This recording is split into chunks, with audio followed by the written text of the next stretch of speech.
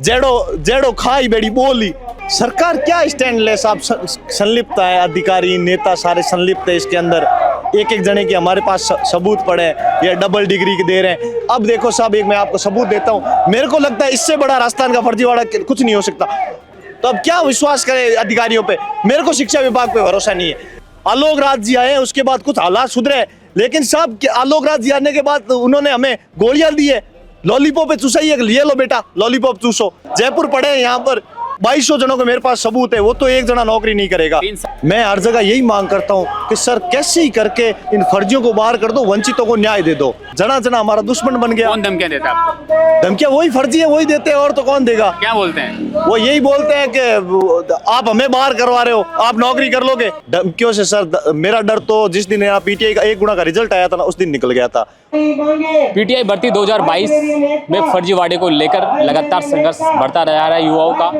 3 साल बीत गए, सरकार की तरफ से ना कोई स्टैंड लिया गया है और ना ही जो पेपर में जो लीक हुआ है और पेपर में जो फर्जीवाड़ा है उसको लेकर भी जिन लोगों पे कार्रवाई होनी थी उन पर भी कार्रवाई नहीं हुई है। मेरे साथ मौजूद है पीटीआई अभ्यर्थी जिसमें इस भर्ती में फर्जीवाड़ा हुआ है, उसको लेकर ये अपना दर्द पिछले कई दिनों से हर एक जगह और जब धरने होते हैं तब ये भैया पहुंचते हैं। मैं बात कर लेता हूं दामोदर से। दामोदर, क्या कुछ देखते हैं इस भर्ती को?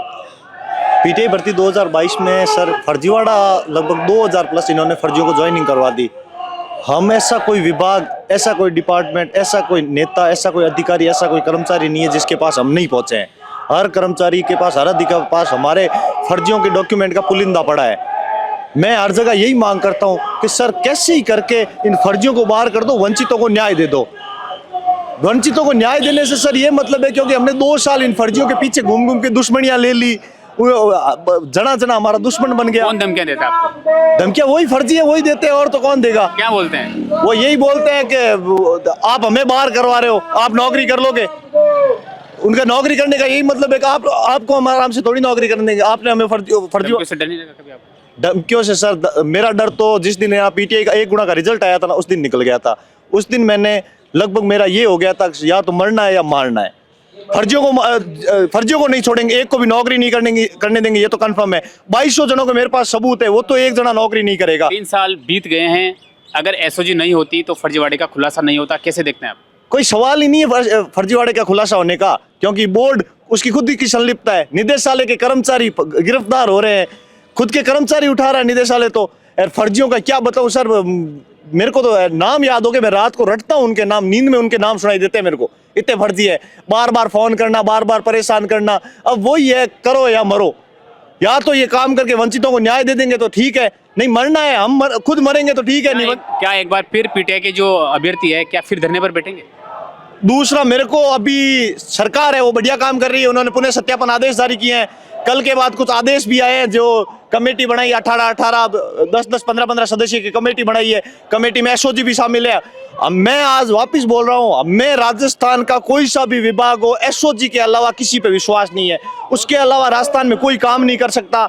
मरा हुआ विभाग है, सबसे बड़ा मरा हुआ विभाग तो है निदेशालय, उसके बाद मरा हुआ विभाग है बोर्ड।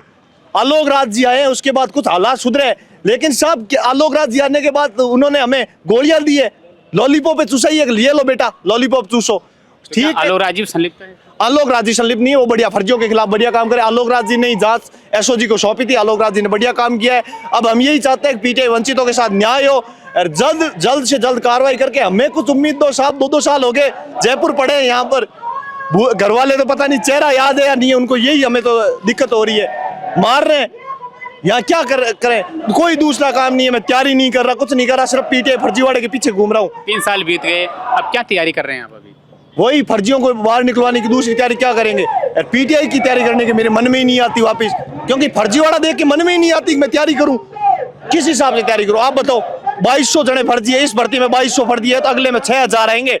जेएस यूनिवर्सिटी देख लो आप, 204 की ज्वाइनिंग थी, 204 फर्जी है। क्या लगता है इतना प्रूफ सामने रखने के बाद में भी सरकार कोई स्टैंड नहीं ले पाई? सरकार क्या स्टैंडलेस आप संलिप्त है, अधिकारी नेता सारे संलिप्त है इसके अंदर। एक एक जने की हमारे पास सबूत पड़े हैं, ये डबल डिग्री के दे रहे हैं। अब देखो साहब, एक मैं आपको सबूत देता हूं, मेरे को लगता है इससे बड़ा राजस्थान का फर्जीवाड़ा कुछ नहीं हो सकता।